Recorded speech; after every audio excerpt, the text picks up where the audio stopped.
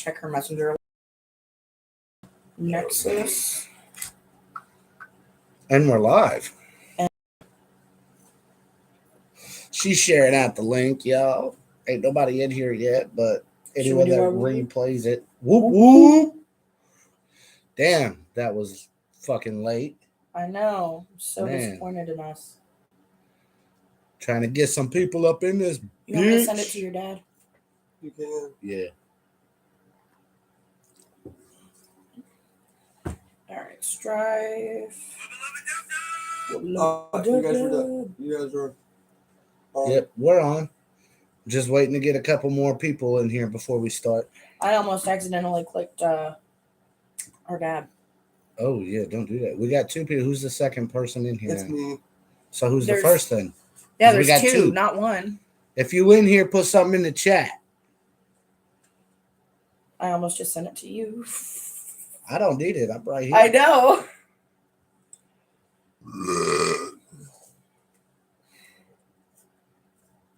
Ooh. I just got a piece of cherry stuck to my fingertip. Gotta love when that happens. Right. Hit up that Madam Mahoom. Let me switch this over to live chat. Boom.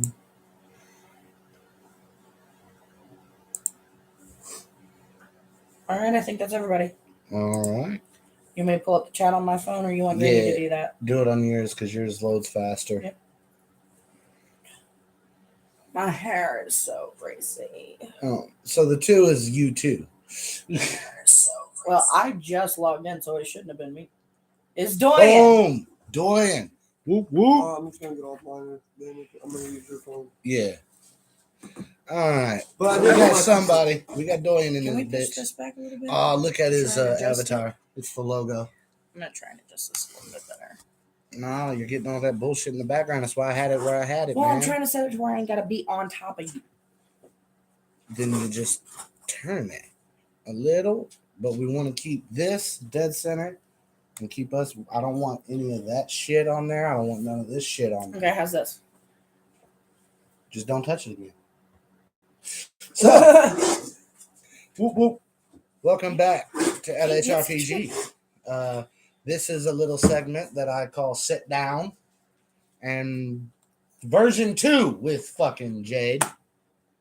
We tried to do this shit. Getting on so they stay off the Wi-Fi? Yeah. Right. We tried to do this shit last week and the shit kept fucking crashing. So, version 2. Try this again. Before we go anywhere, shout out to every motherfucking body affiliated with LHR. Shout out to Humble Amon. Shout out to Ouija Man. Shout out to ICP. Shout out to motherfucking Woody Woo with Open Hearted Juggalos in Recovery. Shout out to Seth Skorkowski. Has he got back to you? Not since the last one, but I've been emailing with him. So, you forgot somebody. Who? We was taking turns. You didn't even try, Brian. Because we're not covering none of his shit. We're not covering Seth's either. Actually, technically we might, because in this interview, Fantasy Guy might get brought up. Maybe. Strife up in this bitch. Ayo, Strife! Okay, so before we go any further, a couple of updates. Your girl here will be starting up a new channel soon. And I am very honored to say that I'm going to be the guest speaker of the first episode. Yes, you are. We're not going to tell you guys what we're doing yet. Just know it's coming. And it's not game related. It's not. It's 420. It is somewhere. Speaking of which, it's in my pocket. So, this is basically just me trying to hone my interviewer skills for this new series we're doing. For anyone that might not have caught it, it's called Sit Down, and it's basically just me sitting here interviewing motherfuckers. And in order to get him better at it, he's going to do it with some of the LHR cast. So, if you guys have any questions you want to make it into the interview, just pop them in the chat, and we might consider it. So, anything you want to say before we start? Go follow my channel, Sadistic Circus. Give her a sub. And sub down here, too. Like, you're already here. Why not? Right? If you're not fucking subscribed, subscribe. Share this shit out. We want to get this chat Even jumping. Humble Among told you to subscribe. Yeah, what are you waiting for? Share the link. We want this bitch jumping. Exactly. All right. Are you ready, sister? I'm ready to try this again for the second time. Still without my LHR shirt. I need a new one. Yeah. So, question 1. What's your favorite system you've played so far? I know you don't have a lot of experience with many of them, but you've played 3 so far, yes? Yeah. So, which one is you got to pick one. No ties. Which one is your favorite and why? God, it's hard not to have a tie. I'm gonna go with Cthulhu. Interesting choice. For the reason of it's less combative, more investigative. There's more role play involved, and it's more horror themed, which is something I love. You know, I've been obsessed with horror since I was 2? 2. Yeah. Watching Nightmare fucking Nightmare. I was about to say Nightmare Before Christmas. Nightmare on Elm Street as a bedtime movie. Freddy Frog Krueger. That poor fucking dog. Let's not talk about that. I got bad memories about that fucking dog. I know for years I refused to get a waterbed because of Nightmare on Elm Street. All right. Let me die. Elevator music while he dies. Since you've picked Call of Cthulhu, what's your favorite scenario we've played for Call of Cthulhu?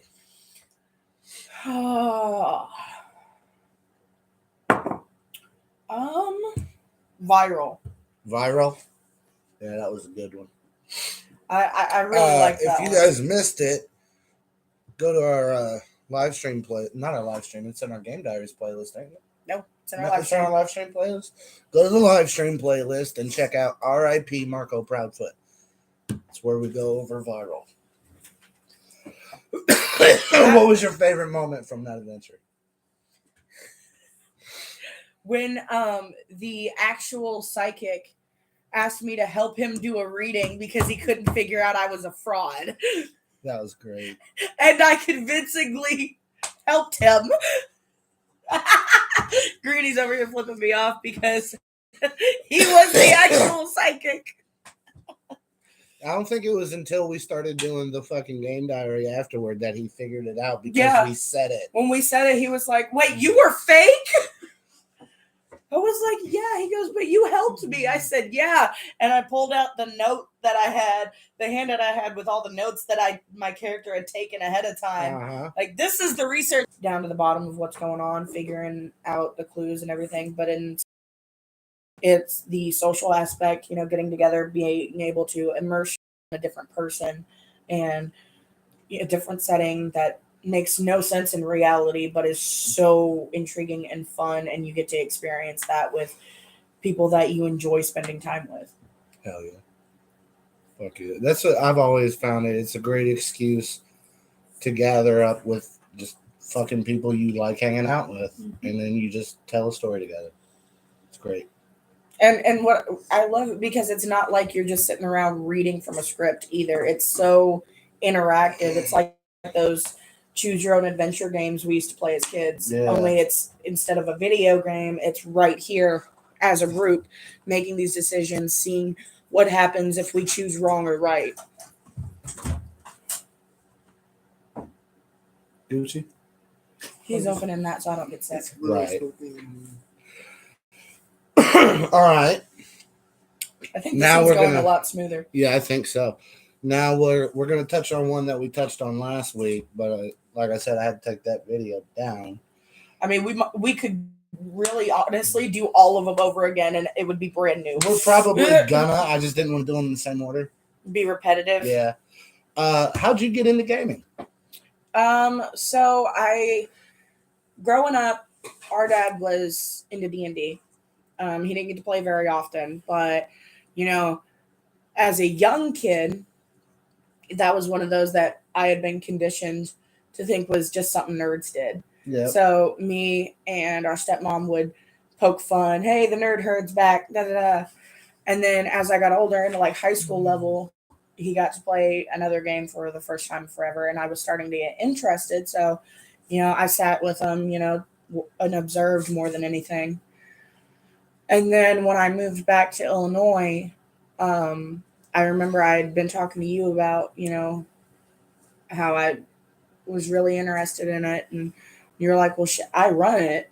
I'm running a game on this day if you want to come play and see what you think. I was like, yeah, sure.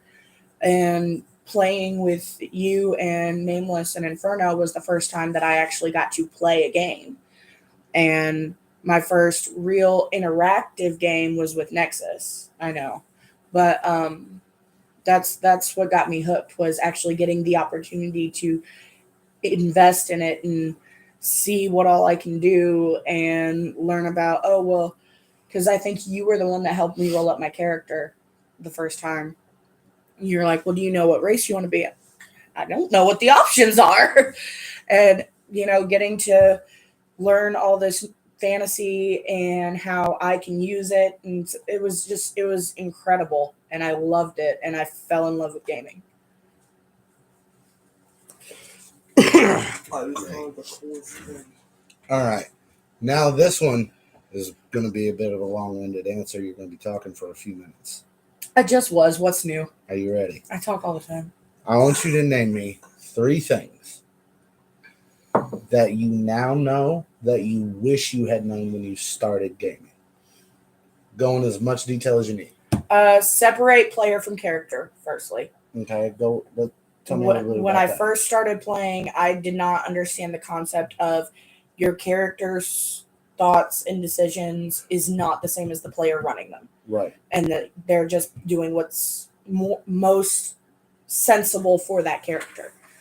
I was a very bad player because I could not differentiate those two. I thought that if someone's character was coming at me wrong, it was because the player had some vendetta. Like, I didn't want to admit that I was pissed off about it. Yeah, I remember having all the times from you like yelling at the table. I was horrible. But yeah, I wish I'd gone in at that point knowing this isn't how it is. This is just what's the most logical way of behavior for that character. Right. This character has their own backstory. It's apart from the player. You said 3 things? Yep, that was one. Yep. Long-winded. Told you. The second, math. When I started playing, I sucked at math. I sucked at basic math. Like, I could not budget anything. I could not handle simple in my head, what's this plus this? What's this minus this? And since playing, I've gotten so much better at that quick, simple math. Yeah, you gotta have to when you roll or when you're doing your damage or anything like that.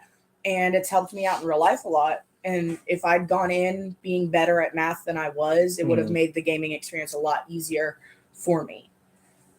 Instead of that headache hassle of trying to figure out how the numbers work. Right. Especially when you get into Cthulhu. Because there's a lot of division involved in that. And multiplication. Mm-hmm. Third.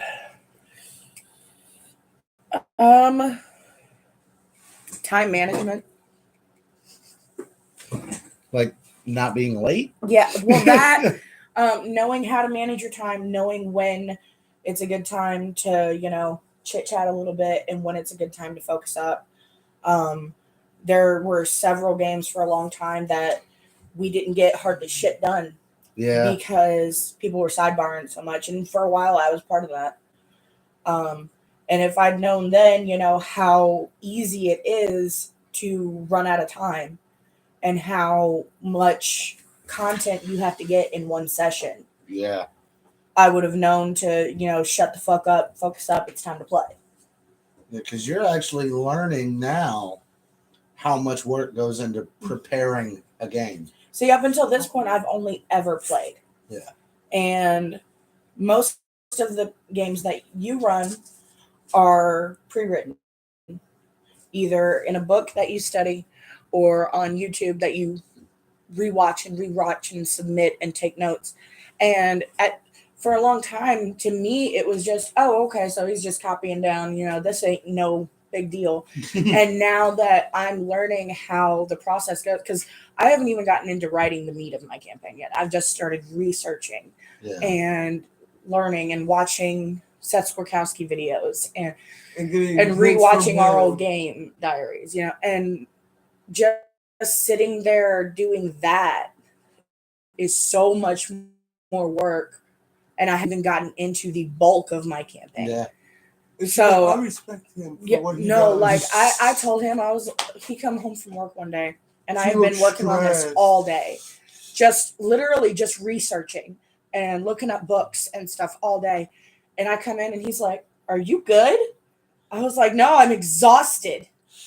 He's like, "What'd you do?" I was like, "I've been at this desk all day." He's like, I respect. I was like, "I don't know how the fuck Drew does it, and now or I don't know how the fuck Nitro does it." I said, "And now I understand why he does pre-written adventures, because if he has to put this much work into just researching, I can't imagine how long it's going to take me to write this." Yeah, because I got to first, right off the bat, I got to make sure I'm familiar with the rule system.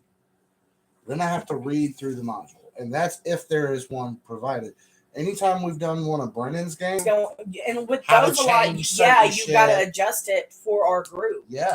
Have gone so differently in our group versus Brennan's. Not only that, some people like to 90 put things of their own in the campaign, so they can feel like it's their own. Well, see, 90% of what I've done for the campaign I'm working on so far has just been researching the system from the keeper's perspective. Because I can sit at the table and play Cthulhu all day long. I'm down with that. I know how to do that. Because if you have any questions, I'm right here. Right. But learning how to run the sanity stuff from the keeper's point of view, learning how to help my players roll their characters, learning how to do all this stuff that you normally do has given me a much clearer perspective on how much work you or Nexus or Wilbur or Seth or Brennan has to do constantly in order to give us these amazing stories. Like that binder right there, right? That's our next Cyberpunk module. Okay? I have to read that in its entirety. Okay? Then I have to go through it again and highlight every single line. Like, what if they do this? That's like then after I do all that, I have to read through it again. This module back and front. Then I have to think, okay, well, certain shit, I'm going to have to tweak certain shit. What can I tweak? How can I tweak it? Then I've got to get the handouts printed off and laminated. Then I've got to help everyone get their characters ready. Then we got to pick out miniatures. Then I have to paint those miniatures. Right. I started painting my minis just because that's the easiest part that I've found. And then right after you get done doing all that, you're like, then I have to this research. really actually came out good. Like a lot of these have you've noticed, whether it's in combat or in role play, there's always little things in each game that mechanically makes it different than the last game we played. Right. To do that, not only do I have to know the system, I also have to make sure I double research those particular rules. That way we don't get them wrong when we actually play. And on top of all that research, then you've got to be able to improvise right there on the spot based on what decisions the players make. Because once you run an adventure, you cannot run that adventure again for the same group. You just can't do it. Right. Every adventure you run for any group is going to be a one pump jump. That's all you get out of it is one use, unless you run it for different groups. See, that's why with as much work as I'm putting into this campaign, I went ahead and made sure I'd have at least 2 groups that wanted to play it. So it wasn't all this work for 3 sessions and it's done, It's like, if you notice, most of the modules I have in book form are big, thick, full-length fucking campaigns, right? Everything else we do is one-shots, and I don't buy books for those because, number one, if I could do what I'm doing for one-shots for these campaigns, I wouldn't pay for these books either. Right. But it's too fucking thick to do it because I'm not made of fucking money. So, like this one, if it's 50 pages or less, I download the PDF and I print that bitch off. Right. Because it's, other than buying ink and paper, it's a free way to get the mod we need to run this adventure. I can't really do that with the campaigns because they're all 200 plus pages. Well, that's like when I was trying to find the books that I needed for this campaign. I needed the Investigator Handbook, the Keeper Rule Book, and the Pulp Cthulhu book. Will you get her a bowl and pour some of that in there? Thank you so much. And I know, but I'm gonna do it for you now, okay? She said, "You're not my dad. You're not my dad." Stupid fucking. Oh, that's but great. no, like I scoured the internet trying to find these books because I could not afford to just walk up in Barnes and Noble and buy them. Trust me, I looked at the prices. I looked at the prices at Castle Perilous. I couldn't afford it. This book alone is $60. Mm-hmm. Actually, I was able to get that cheaper at Barnes and Noble, but that is the only book I've been able to physically purchase. And that's not even for the system I'm running. Yeah, so, you need these. Yeah. And those are like, one of those alone is almost $50. Mm-hmm. And that's at the local game shop. That's not even at the big major brand bookstore. Right. So I started looking online to see if I could get the PDFs. And even the PDFs are costing $20 to $30 to $40 a pop. Mm-hmm. And I can't afford that. I've got other things that need to be taken care of. But your brother knows how to work some magic. So, like, for a hot minute, I was Googling on, like, anyflip.com, the book, and scrolling through there and taking notes. And then you let me borrow your physicals for a little while, but I wouldn't have those forever. So I'm flipping through there, taking notes. And now, finally, thanks to you, I've got the PDFs to where I can just pull it up and get what I need. Yep. But for a hot while, I did not have that option. So I had to scour and search and write every word for word, verbatim, so I would have it. When I first started running, we were playing 3.5. Yeah. And I didn't have anything. I was pulling the books up on a PDF reader on my phone, which was a little fucking Motorola. Okay. The old style. I had a dice app on that same phone for dice. And the dice apps. Yeah, I didn't have a screen because it was all on the phone. And then, like, I would write shit down, for my notes and shit. But I just, when I had it open, I'd lean like this and read it, and then close it, and everything was theater of the mind.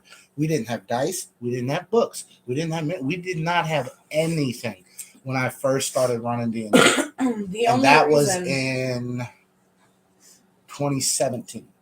The only reason I have what little bit of stuff I have to run with right now is because of you. Because of the stuff that you've given me that you didn't need. Or the screen you got me. Yeah. Or the minis that you helped me get specifically for this campaign. Literally everything I have here, from the books to the minis to the grid, everything I have for these games, I have gotten within the last 7 years. No, not even. Like 5 or 6. Because I was running for a while with nothing. I had a question for both. What is the reason why you love this game? Like, which game? Like playing D&D in general. Like, why? So D&D specifically? What makes you or love RPGs in general? Oh yeah, RPG top. Okay. Tabletop RPGs.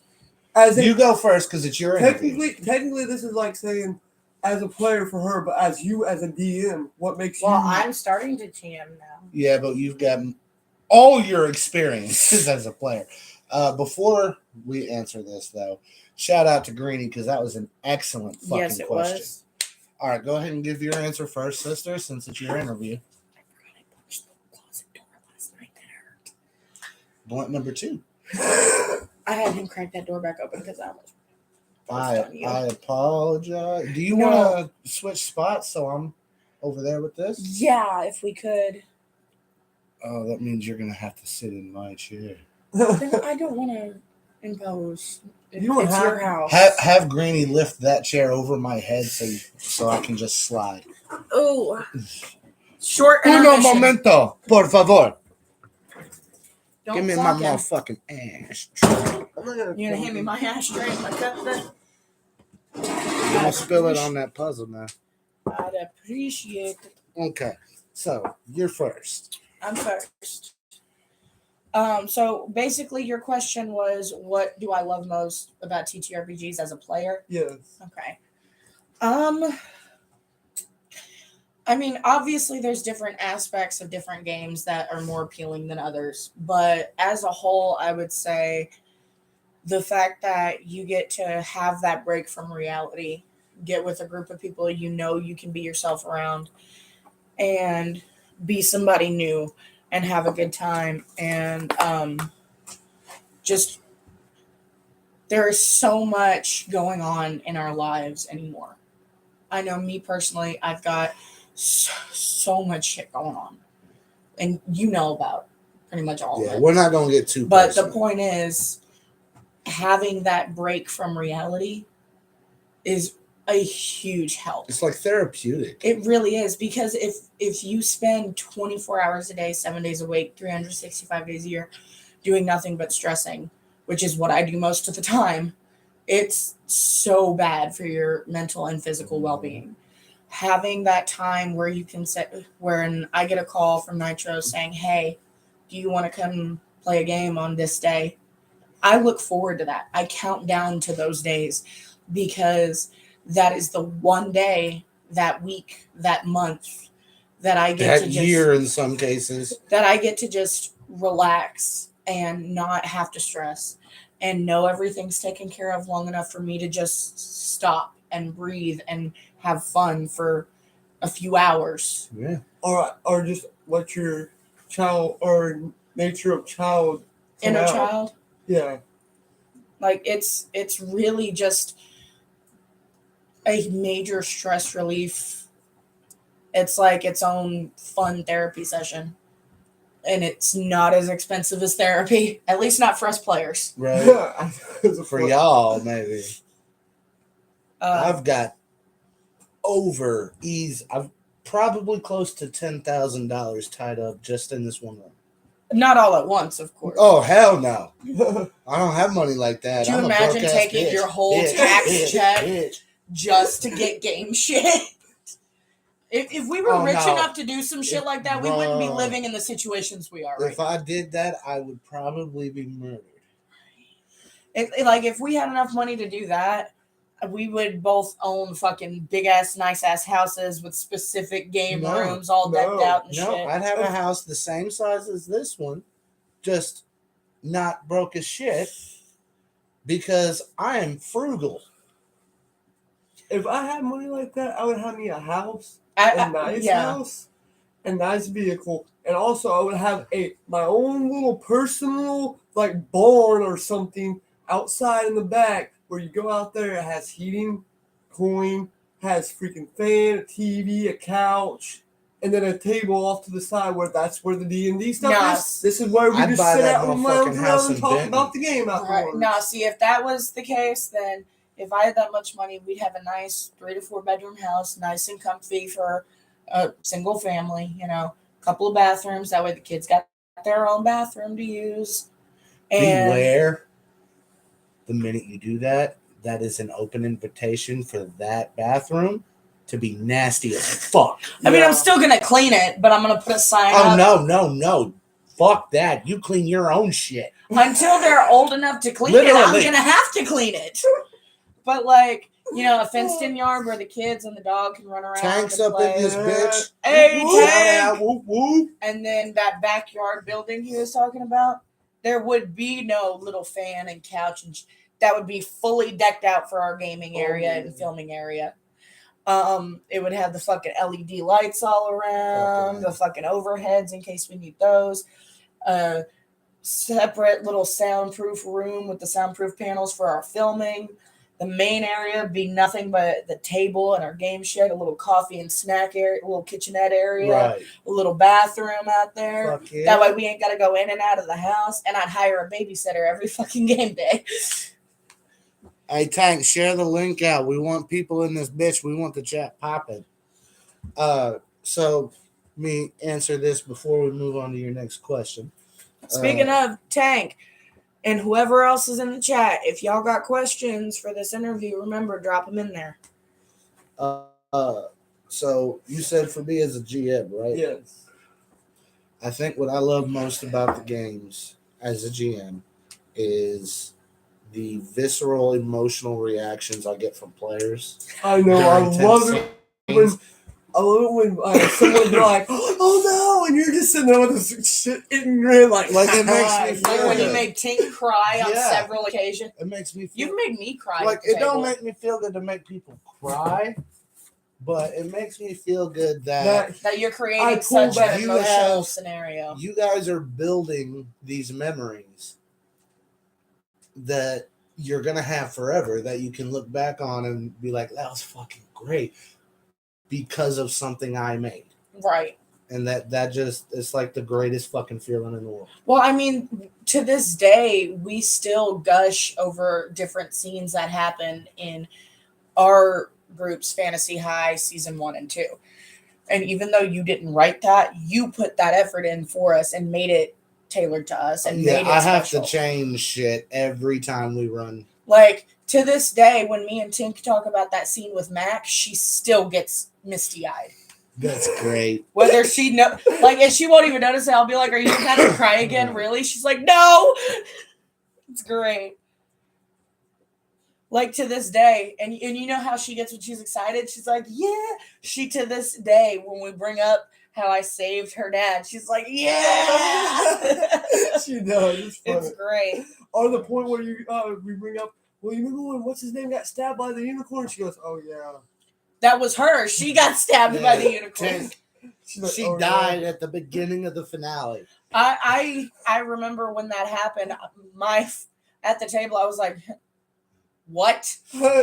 She got stabbed. Like, because you gotta picture, we put ourselves in our characters when we play, especially when it's something that we've been going that long on and we're that attached to.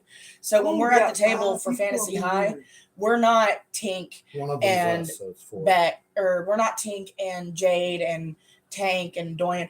We are Zarina and Bex and Tim and Adam. Yeah, we are these characters. So R.I.P. Adam Abernathy. Rest in peace, the ball. He died trying to suck his own dick.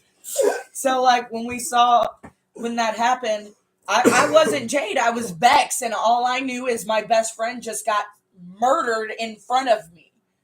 Like, I remember, it was gruesome too. Her heart was on the end of the horn, outside of her fucking chest. And Nitro's like, "What are you gonna do, sister?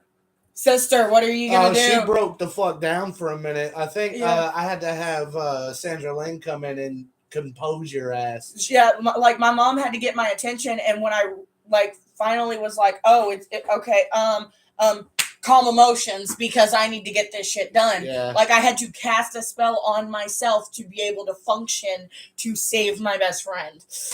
Like, it was bad. Speaking of spoilers, because the last 2 episodes haven't dropped yet, they're caught up in editing hell right now. Yeah. Why don't you go in a little bit of detail? Here's my next question. Which was worse for you? And then once you tell me which one, you as have a to pick player one. or as a character?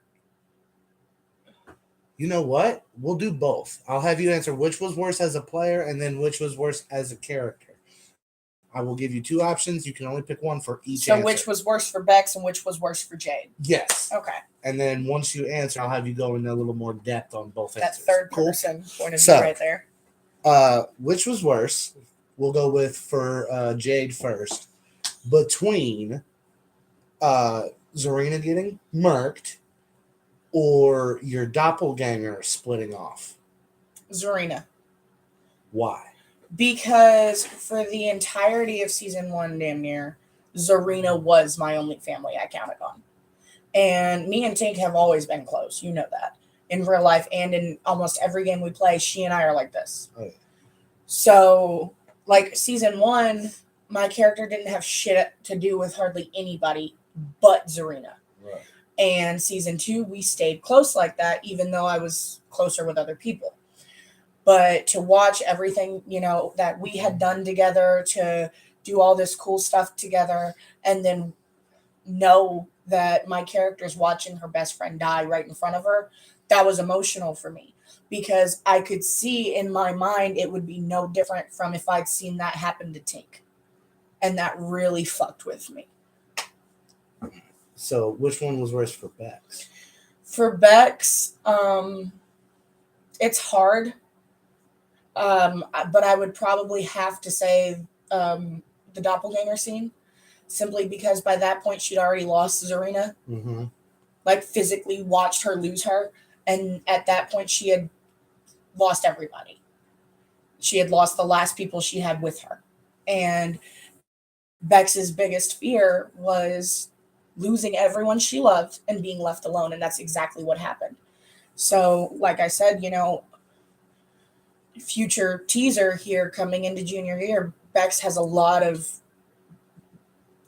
buried PTSD with that. Like she's gonna try not to show it, but it really fucking hit her hard. It's a good thing your potential future stepdad is a guidance counselor, right? Like my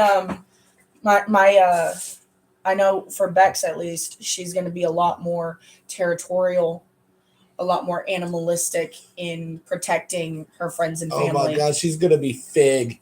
She's gonna be Fig when she goes into German Shepherd mode. It's gonna be a lot more fucking vicious because she's watched it happen and she refuses to let it happen again. That's what sticks with her, is right after she lost Zarina, she lost everybody else and she refuses to let that happen again. I like that. Cheers. What the fuck? That's gonna be in the next fucking intro. Oh yeah. Favorite memory from any game we've done? Any game? Any game. One. That's hard. I know. We've done so many good ones. I know. You gotta pick one though. Can I do a favorite for each system that we've played? Sure. Okay, because that's gonna make it a lot easier. I'll start with Cthulhu because I've already got that. Favorite memory from Cthulhu. Sorry, Granny. I love you so much. It's when I killed him. Because that was just too perfect. It was too perfect, too premeditated, and too easy for me to fucking make it pick on the work new with player. me. It wasn't the new player. It was you were by yourself, alone, old, semi-inebriated. Or inebriated. Semi-inebriated.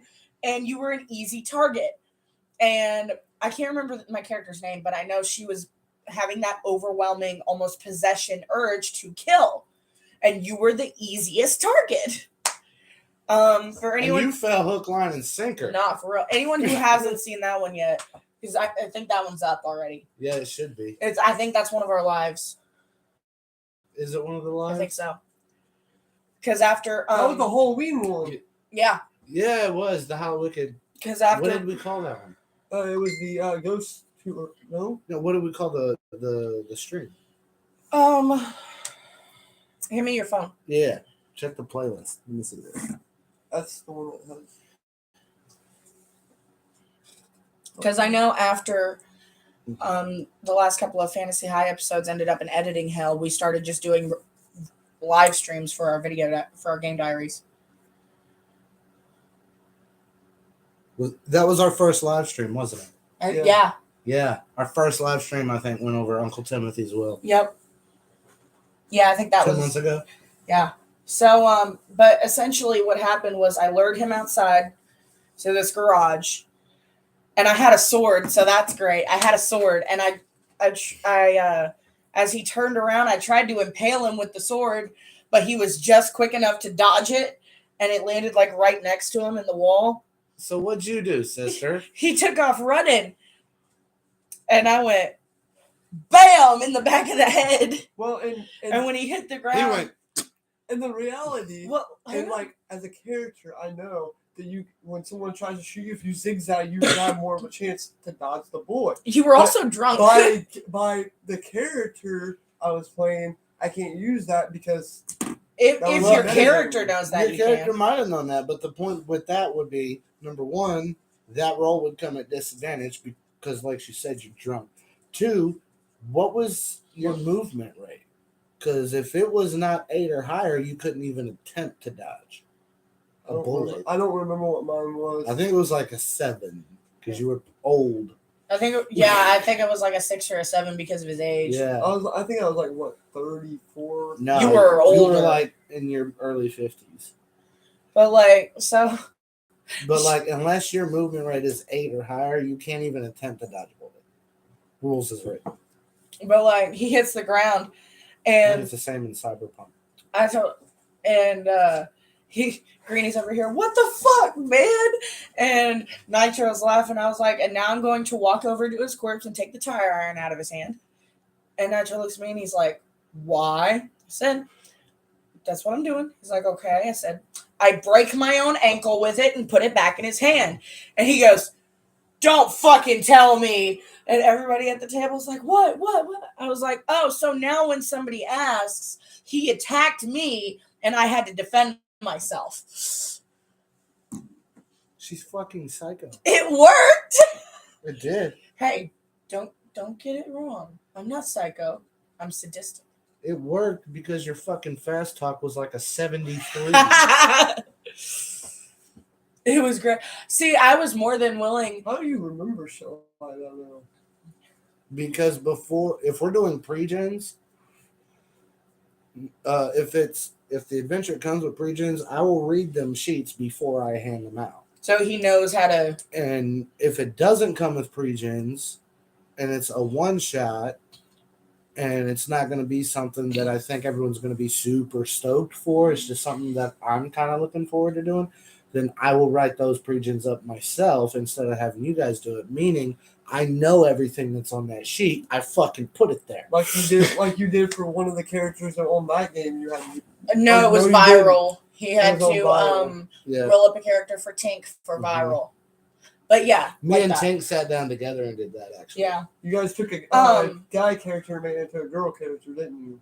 Yes. I had her pick the pre-gen, and then I converted it over to a blank sheet with the female on it. I know. And then we changed the name from Patrick to Patricia. I was so ready in that game, though. And then she didn't even fucking show up. Right? Yep. All that work for nothing, Tank. Even though I know you're not. Strife, are you still watching? Tell your fucking wife I did all that work for nothing. I know in that game I was so ready to help Doyen finish killing everybody off and split the profits with him. But he assumed that when I found out my sister was dead that I was going to attack him. So instead he's like, I'm just going to kill her first. And by that point I'd gotten this thing where I could summon this demon. So it ended so perfectly. It was a TPK all around. It was great. I love it. But as he shot at me, I summoned that thing. So as the bullet hit me, this thing snatched him up, flew way up in the fucking air, and just dropped his ass. I'm just saying, when it comes to Call of Cthulhu, I think Uncle Timothy's Will is my favorite one-shot we've done so far. Yeah. That one was very satisfying. Everyone got to play really shitty people. And they all got what was coming to them. The ending was just fucking perfect. That is the first time I've ever been happy about a TPK. That's only the second TPK. I was the first one to die, though. No, you weren't. Now, granted, there's one adventure in D&D. It's a dungeon crawl. Every time I've ever ran it has been a TPK. But counting that as one, because it's one adventure, I've only ever had 2 TPKs. That one was like 3 of those 2. And then Uncle Timothy's Will. But no, that was my favorite moment for Call of Cthulhu. The dungeon crawl is called Tomb of Horrors. I don't think I've done that one. You have not. I would love to do. I've ran it 3 times for 3 different groups, and all 3 times it's been a TPK. Have you ran it for anyone in our group? Yes. Damn. All right, but yeah, the shooting Greenie in the back of the head was my favorite thing. I've even brought it up about doing it with Tink and Strife because I full on don't think they would like it. I don't think they would have fun because it is just designed to fuck you. Like, there's a room in this dungeon where if you walk into it, you die. You don't get a save, nothing. You just die. for walking. That would be dope. I think that'd be cool. Yeah, and you'd be out the rest of the game, sitting there watching everyone else play. But you get what I'm saying. You had that chance that you could go in that room, but you also have a chance. Yeah, because you don't know which room it is. Yeah, that's what I'm saying. I do. I like games like that. That's competitive. Yeah. If you want to do one like that, I will gladly run you through the Rick and Morty dungeon. It is much more fun. Oh, I won't be able to play that one. No, but you can sit behind the screen and observe. With the battle mat. Me and Doyen both wouldn't be able to play that one. Everybody else in the group could, though. Mm-hmm. As far as the one you were just talking about, though, I'm curious if we could convince Marcus to come down here with us and do a dungeon crawl and do that. They can do the Rick and Morty one. No, the other one, so that me and Greenie can play Tomb with of Horrors? you. Yeah. I don't know if y'all would like it. Like legit, it doesn't feel fun at all. Every time I've ever ran it, I've got nothing but negative feedback. And I run it as written for the most part. Now, the last time I ran it, people had a little more fun, even though they still all died. But that's because this dungeon is 99% traps. There's only like 1 or 2 combats in it. The whole fucking dungeon. So what I did was I replaced half of the traps with monster encounters. So you got a good, healthy mix of traps and combats. It's not just trap after trap after trap for fucking 6 hours. Right. And it was a little more fun, but they still didn't make it through. Anywho, we got off topic. Just checking. Oh, all right, next question. Woo! That's it. What's your favorite one shot we've done? You already said viral for Cthulhu, right? Yeah. How about for D&D? Rick and Morty. Rick and Morty? D&D versus Rick and Morty, yeah. That was technically a 2-shot, though. We'll count it as a 1-shot. It was supposed to be a 1-shot dungeon crawl, but we ended up 2 sessions. Yeah. And we still didn't finish it because if you remember, me and Doyen specifically said we wanted to keep going so we could get through every room in that dungeon. Because there was I think 8 rooms y'all didn't. And we never got to revisit it. That would be a nice little one-shot. We might could do that. We might could do that. That would be dope. Oh, jeez. What is it? What was it? Morty goblins? It was a room full of goblins.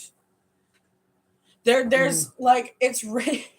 It's written in the style of Rick telling it. Yeah. So he'll be reading it to us, right? And he's like, it's written in the style of Rick telling it. Yeah. So he'll be reading it to us. There's certain parts where he's talking over a speaker at everybody. It was great. And they were all spelled differently. But the disdain in Rick's voice talking about this. And there was one point where you had to tell who was who by the colors they were wearing. Oh, that was the one that I made the name was fall on his face. Because I was a wizard. So I had my portent ability. And he had joined our group, and I think he was running away from a combat or a puzzle or something. And I got annoyed that he was running away when we could have used the help. So he's like, that's a 19. And I'm like, no, that's a 2. Gotta love portent. He's like, wait, what? And Nitro was like, yeah, you fall right on your fucking face, bro. It was amazing. I don't think Nameless even knew the portent ability existed because he never runs a spellcaster. Right. I love that portent ability. Oh, it's it saved Mac's life. Love them oracle abilities. What was your favorite moment from when we ran the apartment for CPR? Mechanically speaking, or just in general? In general. How about this? One for mechanical reasons and then one for story reasons. Okay. Mechanical reasons, the way I killed that dude. What dude? You killed a lot of dudes. The one that pissed off Tank. Oh, outside? Yeah, he was from me to you. and I used my cyber eye to scope inward, like zoom inward, so that I was right up to his fucking eyeball. Got that +4. And shot him right through the eye into his brain. And it was so fucking I was dope. there. I played that with you guys. I know. We know most of these We're answers. on This is for the viewers. I know. You're butting in, motherfucker. Yeah, you're supposed to be an audience. No, he's not. He's supposed to be keeping an eye on the chat, I am. which is not popping for some reason. Come on! I know there's only 2 of you guys in here, but get vocal. Okay, one of them left. There's only one left now. You motherfucker. Which one of you ran out on us, you motherfuckers? Stay down on the ground. Stay down on the ground, you motherfucker. Where the fuck is Nexus and Wilbur and SQ? I don't know, but now we're down to just Greeny. What the fuck? Mike. Oh, we suck hard. I mean, the video looks Okay, pretty good. and then story reason. Yeah. I'm gonna say a quote from the scene, and you're gonna know exactly what I'm talking about. Okay. Wait, you're gay? Ah, the tramp stamp scene. Yeah, my character is this big, buff Japanese guy who you would not peg as a gay man Until I'm getting surgery performed so that I'm not paralyzed anymore. Exactly. And he goes to stitch me up, and Nexus is playing this guy named Sparky, and Sparky's I'm just gonna say what's on my mind. And they all see this big neon butterfly tramp stamp I got. Whoop whoop. What up? Shout out to Hey! JPC. Yeah. And so they see this big neon lit butterfly tramp stamp, and Sparky, aka Nexus, goes, "Wait, you're gay?" And I looked over, I was like, I mean, if you'd asked, I would have said yeah. It's not like I hide it. That's pretty funny. It was awesome. And No, I got it. The funniest thing that whole game was at the very fucking beginning when you're knocking on Nexus's door and he's sitting there trying not to make a sound, like to the point where he's holding his fucking and I put breath. my ear in And to I was the like, door. all right, roll Constitution to make sure you can hold your breath good. And he fucking fumbled. And he's like, she's like, I heard you fart.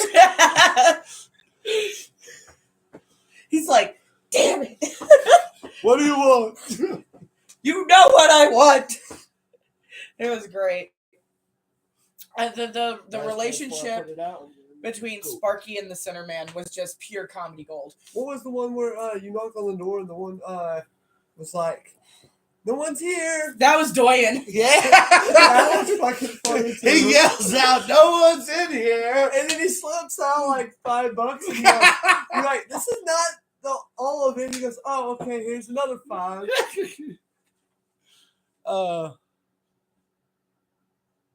Oh yeah, what is it? Who's JPC? Juggalo content.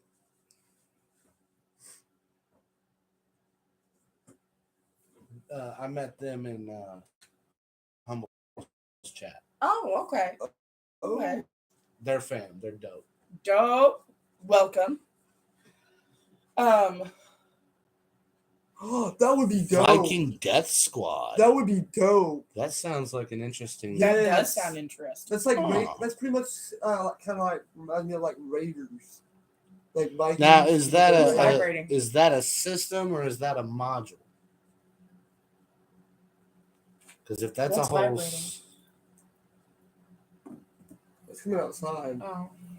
it's between the wind, the furnace.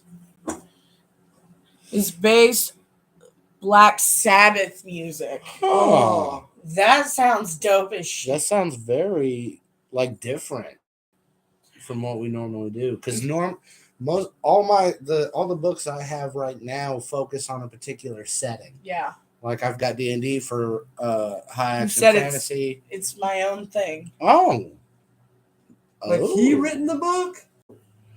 So yeah, it sounds like it. Like he created his own RPG book. That sounds pretty fucking Written fresh. is written. Oh yeah. Saying you wrote something as I wrote this note. We've got books for fantasy. We got books for sci-fi. We got books for modern shit. We got books for like It's old not a 1920s. It's not a module. So it sounds like a system. He wrote his own game system. That's really dope. That is dope. You know who would be an excellent character in that game? Huh. Eddie Munson. Oh my God, yes. Did not create it. Okay. Super confused. It's dope though. Very dope. Very, very dope. Maybe Hey, while you're here, if you got any questions for the interview, pop it in the chat. Maybe he didn't write it. Maybe he got it from something else, and he tweaked it himself. You know what I'm saying? Like he made it his own. I think he can explain it. But back to sit down episode 2. What do you have? Fuck no. Aww. By the way, if you guys haven't seen Sit Down 1 yet, check it out. I'm sitting down with Humble. You have my lighter. Yours is over there. I need mine. It was a pretty dope interview. You see my lighter? He said, look it up in the future. If you would be interested, send I will send it. All right, fuck yeah. Write that down, somebody, so we don't fucking forget that shit. Shout out to fucking JPC, man. That's dope. Anywho. That may or may not be relevant when we do our Cyberpunk campaign. That's all I'm going to say. Interesting. I think that's important. So what's the next question? Before we lose more views. Right. Shout out to all the real ones. This is what I was talking about before, about you need to learn when to sidebar. It's fucking sidebars, man. We were engaging with the chat. Yeah. It's forgivable for that. I'm a poet and I didn't fucking know it. That was a crime of rhyme, and that was lame, and I'm ashamed. Fuck! You fucking should be. Okay, so he found a pencil. Now we need the paper. Hi. Here's paper. Viking Death Squad. Well, considering I'm the only one that remembers both things of what it is verbatim, I guess I'll write it down. I remembered it. I just said it. Viking Death Squad. Yeah. You read it. That's cheating. I can't remember shit to say my life. That's why I was like, here, you write it. So, what's your favorite mechanic from each system? My favorite mechanic? Yes.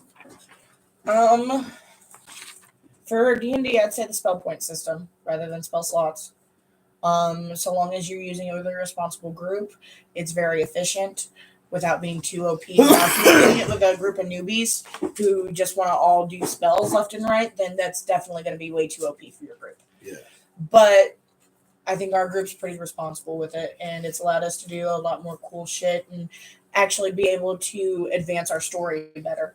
Well, I had you guys play for a few years with spell slots before we even looked into spell points. I think when you discovered the spell point system, you called me and you were like, "Did you know that we don't have to use spell slots?" It's like, wait, what now? Yeah. And you're like, "Here's my question. Do you think you guys can handle it if I give this a test run with this system at this next session?" And I was like, well, the only two I would be considered worrying about with that would be the 2 newbies. Which was very ironic considering Tank, one of said newbies, cast 2 spells the whole fucking campaign. I still say Adam Abernant was Neville Longbottom from Harry fucking Potter. He was a wizard at a magical school with a little frog toad thing that could not cast proper spells. Didn't he have a little pet frog? Yeah, that's why I said that. He was Neville fucking Longbottom, man. And he was always getting picked on. He was Neville Longbottom. The frog was his animal companion that gave it canceled out his disadvantage rolls for panic attacks. High anxiety, still Neville Longbottom. Chris Witala, whoop whoop. Chris Witala, what up, motherfucker? That's the motherfucker that you talked to at Temple, Ohio. He straight just looked at my face and recognized me. That made and me he's feel been following pretty us good. since like day 1. Who is it? Oh, un momento. I need to take this. Hello. What's up? Oh shit. Okay. Will you? We're live right now in the game room. Oh, you're good. Will you holler up the stairs and tell Peyton that Kira's on her way to be listening? Oh, never mind. She's gonna call her. Okay. All right. You want to say something to the chat right quick? I could put you on speaker. I don't know. You just give them a whoop whoop. You don't have to. I was just giving you the option. Oh, hang on. Okay, you're on speaker.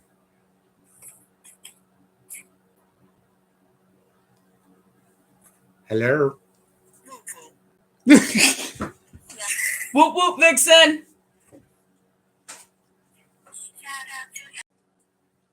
Chris Batalla is chilling and watching SmackDown.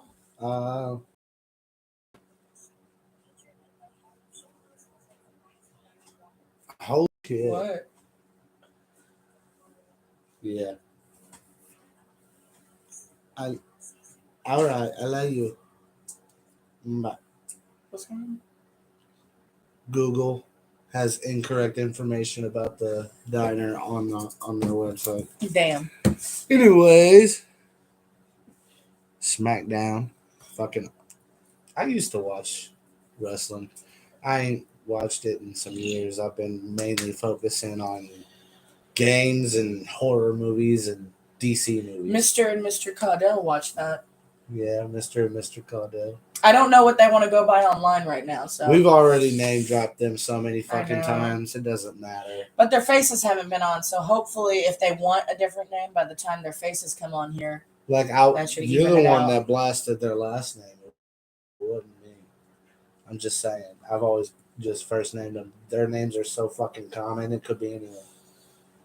Well, they still don't. One of them's names is so common that it's the same name as one of our cast members. I'm not even going to say who, but.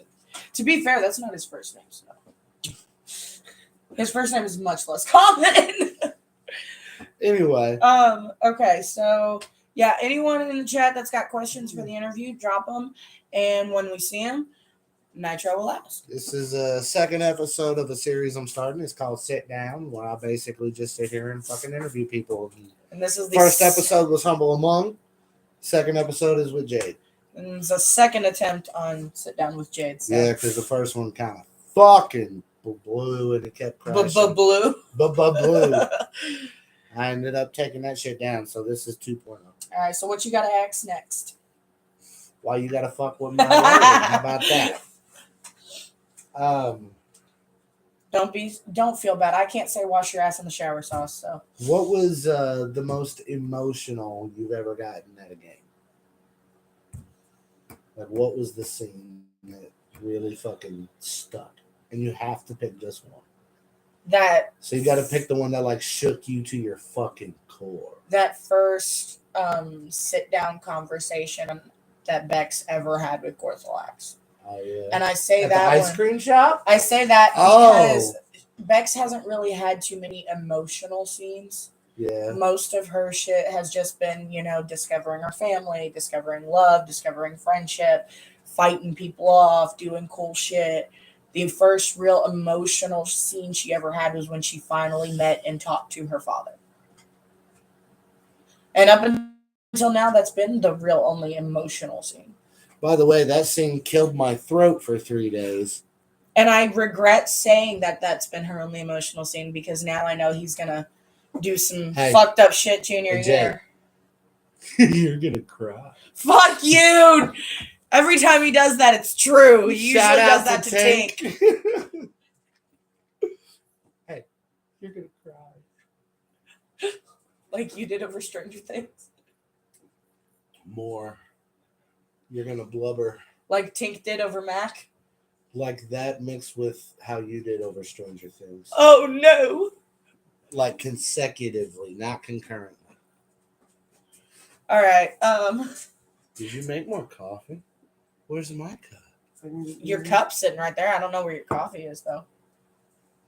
I'm going to cry. Wait. Do the mom thing for him. Do the mom thing. We told his dad about that today. I told him, I said, it's to the point now that if I try to do that on game day, I get penalties. Okay. Since we're on the topic of Fantasy High, I think that's what most people know us from, other than the Humble Among interview, probably now. Yeah, most people know us from I legitimately got a comment on that video that said, "I'm here for Humble." That's it. So I liked it. I wish we could have set it up to where you got to subscribe to watch that video so we could get our count up. Because, Yeah, but I thought about that because I suggested that. But then I thought about it. I'm like, that's kind of like a cheapskate tactic to just alienating the alienated. Yeah. So I didn't do it. But, at least people got to see you interacting with Humble. That was dope. Dude, I think I held it together pretty well, but I was marking dude, I was nerding I was geeking You could tell really bad at the beginning. Yeah. And FYI, I edited that video, and I think I did a decent job because Nitro was laughing his ass off at his own expense. Oh my god, the fucking Law and Order cut. I'm like, she calls me a humble stalker, and it goes dun dun. Nitro has mentioned on our channel a million times whenever we reference Humble how he is, and I quote, the president of the Humble Among Dick Riders Association. So at the beginning of the interview, it shows, who each person is and what they're from. So Humble's, it said Humble Among, juggler, rapper, and podcaster. And under his, it says Lil Nitro, president of the Humble Among Dick Riders Association, a.k.a. Hadra. Oh, no. He's geeking out. I put stop blushing. It was great. It was pretty funny. And his chair, he kept moving. I guess because he was nervous. I laughed so fucking because it just kept popping up. Because, for a good solid, 2 minutes, you kept moving, and every time he'd move, his chair would go, bark, and it sounded like he was adjusting so he could bust ass. So I put the edit in there. That was the chair. Chair again. Chair. Shut the fuck up, chair. It's not a spoiler. It's in the previews. In both of them, there's a... our dad used to tell this story about when our stepmom went on some trip, and they were in the hotel room, I think it was, and he tried to cuddle up to her, and she snuggled into him. Oh, okay. So you said since we're talking about Fantasy High. No, we're still going. Yeah. Oh, no, it's going. That's just the phone. Best or favorite season or favorite moment from both seasons? One at a time. First freshman year, then sophomore year. Okay. And then after that, I want to know what you're most wanting out of junior year. Now, because there was a lot of good moments, so I'm going to need specifics. Because junior year is being uploaded for members of Dropout right now. Hashtag not sponsored. Go subscribe to Dropout if you're interested. For Dimension 20. Yeah. They got playlists. But announcement, junior year is indeed coming. We've got the Two-Headed Serpent coming up for Pulp Cthulhu. And then after that, I think we might actually jump into the Stars Are Right because it's a modern day campaign. Right. So, and then I think after Cthulhu, we jump back to D&D after those two campaigns. If it's all up by then and I've got time to prep, we might be jumping right into junior year. Okay, so we're not going to do Witchlight first? Oh, no, we are doing Witchlight first. So thank you. Because originally it was taking so long and the plan was going to be Witchlight and something else to tide us over. That way we could do junior and senior back to back. Right. But now that junior year is coming out so quickly, we should be able to do Witchlight and then junior year. Right. We'll do Witchlight and then we'll cap off that with junior year. And then we might, after that, go ahead and do the dance. Yeah.